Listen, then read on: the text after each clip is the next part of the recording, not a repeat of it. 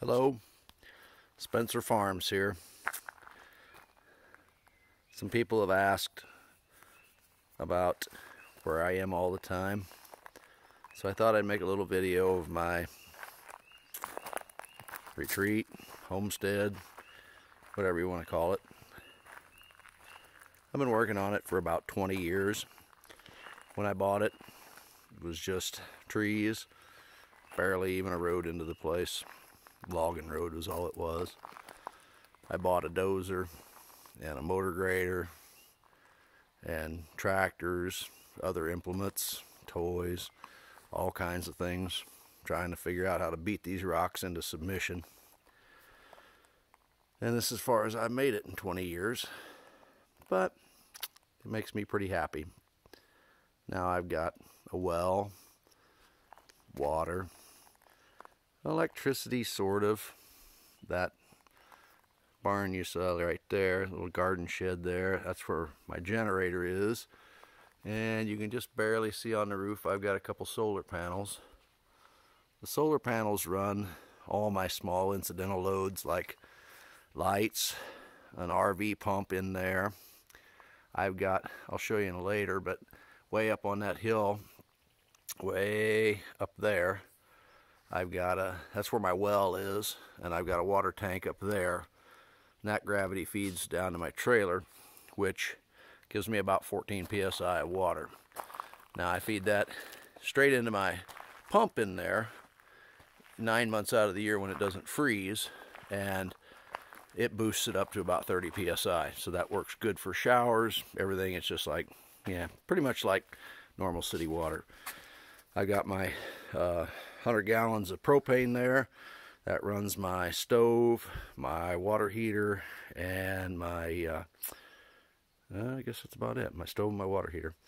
Got little bottles for my barbecue pit over there. I got rainwater collection that actually, the rainwater collection part works great. And I use that for drip irrigation that comes out of here and goes by a hose down along through here. And I planted some peppers and things over here, but the problem is, as you can see, there's about maybe 2 hours of sunlight, and yes, my solar panels experience the same issues, but if you do a quick count, you can see that I would have to cut down 50 or 60 trees to get much more. The solar's been working fine. I've never run my batteries dead. I've got 2 golf cart batteries in there, and I run a 12 volt to 120 volt inverter in there. I've got 115 watts of solar panels, and that works just great for me. Moving over here, this is my winter water, I call it. So I buried one of those IBC totes. These things right here are, that's where I put a T-handle down. The valve is buried. It's a frostproof valve. It's 30 inches underground. And this right here is a vent, so that when I shut that valve off, this pipe that runs underground down to here, and then it runs over and around the edge,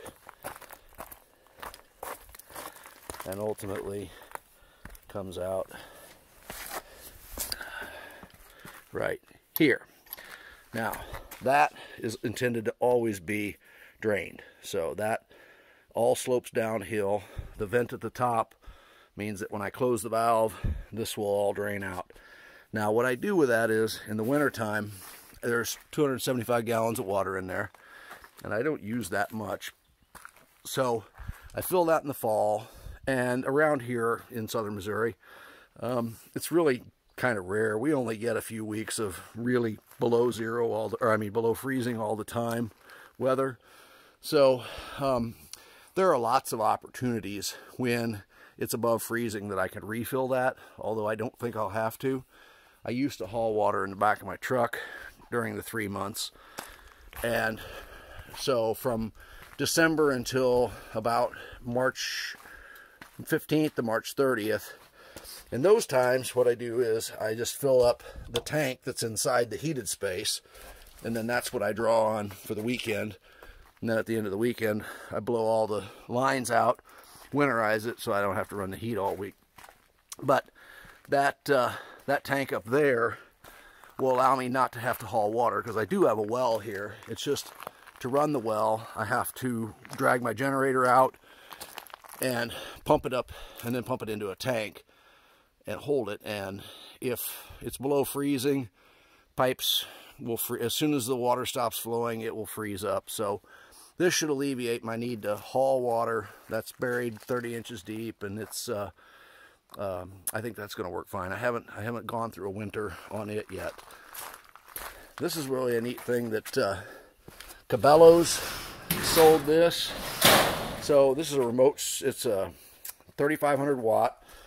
It's remote start. So all I have to do from the inside is just push the remote control, and this fires up. So I don't need it unless somebody wants to run a hairdryer or a coffee pot, you know, electric coffee pot, which I have propane, you know, so I can boil it on the stove. But if you want to use a Mr. Coffee or something, then I just push the remote, this fires up, and you flip a switch inside and it switches from the inverter to this. And then I took that's off of a tractor trailer. It's made for diesel, but I painted it, relabeled it, and then so I've got 50 gallons of fuel here that direct feeds to my generator. So that will run for, I don't know, probably a couple of weeks on that if I wanted to. But so I'm just going to walk up the way because I have to go over on the other side. I have my this side here. So this road up here used to be my property line. The first piece that I bought here was 23 acres, which entails the pond, my camper there, all this ground we're on here. And as time went on, there's 37 acres across the road that came available that I bought, and then another 15 a little further over, and I'm in the process of buying another 8 that goes down towards the section center. And my brother, there was a 20 acres over there that joins me that was available that he purchased. So I don't know what it is, a little over 100 acres or so we've got here. Now up here is, you can see that gray thing over there, that's my water tower. Water tower. My above ground cistern, I don't know what you want to call it. Oh, I smell a fire. Somebody's got a campfire going somewhere. And now, the funny thing is you might think, oh, your neighbor. My neighbors are miles away. But it's funny, you can smell that stuff. It travels an unbelievable distance. I don't smell it now. I just got one whiff of smoke. So now, this is my water tower. You can see I've got a well, what you want to call it, a standpipe. So you can see I'm a little over half full there. Oh, actually that's shut off, so I got a valve on that. So where are we? It didn't change much. So I'm about half full on that, and just got that piped in. Now you can see why I can't use this in the winter. This is all above ground, and so that doesn't work. Now that's wonderful. You can down to 0.5, is it 0.5? I don't know. It's very few microns, but that cleans my water up really nice. Now this is well water, so it's clean, but as it sits in there, even though there's no sunlight, it does get just a tad, just a little algae. And this is not my primary drinking water. I have drank it. It doesn't hurt you, but I bring bottled water to drink and cook with. But I shower, brush my teeth, do my dishes, and everything with this. It's no problem. And this is my well. I keep this over it just for, whoops, how about that? A lot of times there's snakes under here, so you gotta watch it. Anyway, so that's my well head. And then I've got a little manual motor starter in there for motor protection. And this. Now, there's no capacity pump. There's no accumulator tank on this. So gotta be really careful. You gotta tell everybody. I did put a pressure relief valve in the standpipe coming up from the pump at 75 pounds, but this is 485 foot deep, so there's already a lot of head pressure on that pump, and so you don't want to shut that valve off when there's when the pump is running. Anyway, so this is kind of an idea. Now this, when I bought this, this was absolutely jungle. So everything that you see that looks like field, you know, field or grass or whatever, this was all backbreaking work that I did with a chainsaw. I tried many implements. I had a dozer. I had lots of equipment available, and nothing works quite as well as hard work. So, you know, if anybody's, I suppose there are some of those shredders on the front of a, you know, a skid steer that may work really well. I don't know. I didn't have a skid steer, so anyway, that's you can see way off in the distance there. That's my brother's. That's my brother's. He's got a container that's fitted out on the inside. So that's right here. We're kind of on the property line. My property goes off that way. Everything to this side. This is my brother's, and then if you go this way, this is my brother's, and this is me. So anyway, this I cleaned all, you know, all by hand. Built this pavilion. This was, yeah, this is my neighbor gave me that, as if we had visitors. We were a long way from anybody. So this is my pavilion. Local, we got granite plutons around here. So this is what they call blue granite, which is a really pretty rock, except for when the leaves and everything else fall in it. There's no way to clean it out. But anyway, so this is a little pavilion, cookout place. You know, anyway, just a gathering place. Occasionally we have canoe trips and stuff down here, and so when we have a crowd, there's, you know, they pitch tents or campers or what out here, and it's makes a nice gathering place. Got a roof and stuff like that. So I'm gonna pause here because I'm gonna walk down this road back here to the garage, and I'll be back in a minute. Okay, so this is part of the 37 acres I told you that I bought later. And so I'd kind of already built the pond and started developing over there, but I made my garage, my machine sheds over there, which are containers basically. And this is kind of where my equipment is. This is where my garage is, where I work on things, and it's a little bit of a man cave too. I don't have the lights and generator on, but I'll pop open the door here. See if I can give you an idea. I guess you can see a little bit. Of course, this is my old truck. I drove that for 30 years. I got 500,000 miles plus on it. So she couldn't be sold. She just went out to pasture. So I've got my wood stove here. All this is spray foamed insulation. It's going to get grainy because it's dark in here, so I'm not going to go all the way in there. But, you know, shelves, workbench, TV, that sort of stuff. Just a garage. And then, you know, my equipment out here. This is, there's always lumber. I've always got trees falling down, and if they're not rotten, I feel bad doing anything, but this is all oak here, so you can kind of get an idea, and that's all free, you know. So I get 2x8s, 2x6s, 1x. I build all kinds of stuff out of it.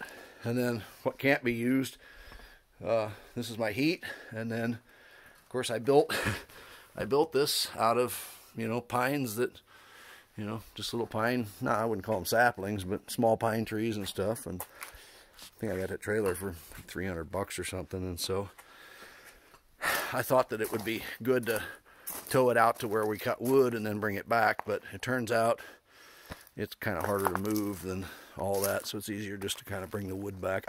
This is all I used in a year, in a winter, is what you can see that's empty here. So it's not like I go through a lot of wood here. With the insulation that's in this garage, I'm telling you, it's amazing. It's closed cell foam, and it keeps it so temperate that even in the summer it's cool, in the winter it's warm. You just don't need that much, and the tiniest fire will keep it warm. Now I like it very cool, 50s, especially if I'm in the garage working. So I'm not trying to make it a sauna or anything. This was really the first machine cover I put in here. So I bought that. I think I bought that before I bought that, but I needed both of them because I had no roads. I built all my roads with those two pieces of equipment, and of course they needed to be kept in good shape, so that's what I did. And you can't build one of those for what you can have somebody come in and put it in with. This is my smokehouse, by the way. Don't be mistaken, it's not an outhouse. It is a smokehouse. There's my firebox. I love it. I wish you could smell it. It's a fantastic smell. I can't show you, it's too dark. But it has made many a sausage stick and piles and piles of jerky. So there's my 40-foot container. It's just put my storage, things like that, tractor and four-wheelers, things like that, lawnmower. Yeah, I know you're asking, what do you need a lawnmower with this rock for? But I do have a cemetery over on that corner, our family cemetery. Oh, there goes a deer. I don't know if you can see it. Yeah, I just saw it. Oh, there's another one. There he goes. I don't know if you can see it down there. He's sneaking up the hill. Yeah, there he goes. I don't know.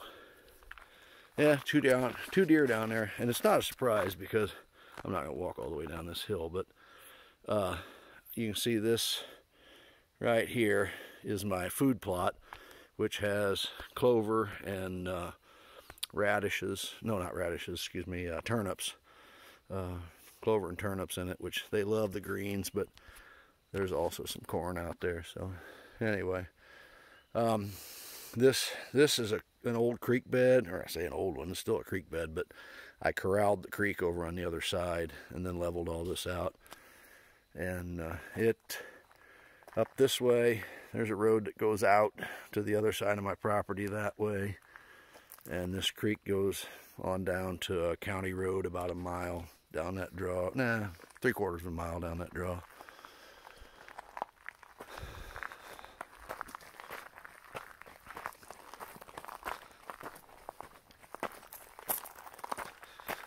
So, like I said, 40-foot container, storage, tractor in that one, and that's my wood shop. So, because I don't want all that sawdust and everything where I'm working on grease or metal or engines or anything like that. So, I keep my wood shop completely separate. And then that's about it for the walk around the living and the machine quarters. If I figure out how, and I am not a cameraman, I'm not a videographer, I'm none of those things. So if I can figure out how to get some satellite images and, you know, connect them to the end of this, I might do that, but probably not, because, you know, that's complicated stuff and I don't feel like it. I'm just happy to be here. And sometimes people ask what I do and where I go, and this is it. And what do I do? There's miles and miles of this road that nobody but me takes care of, so I do that. I do that for the neighbors. They come through. There's 2 or 3 people that have places down that main road from me down here, and they appreciate that I keep the roads up for them. I try to go down their way and do a little bit, but it's really, really bad rocky down there. So anyway, this is where I go and what I do. Just thought I'd make a little video, and that way I can show people.